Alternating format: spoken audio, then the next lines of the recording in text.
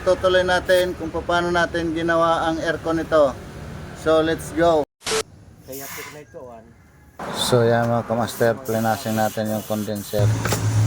Pinarinaan na lang namin yung tornilyo para matanggal yung naputol.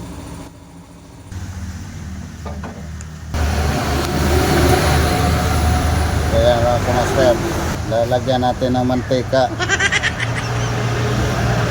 compressor oil, kasi maraming tumalsik na oil doon sa sa naputol na fittings.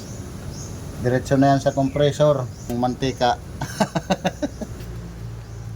Yan mga kamaster, ginamitan na natin ng special tools, yung sabon.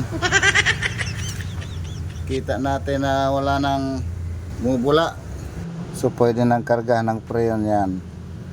So yan mga kamaster, naibalik na natin at nag-automatic na, at naibalik na rin natin ang kanyang tunay na lamig.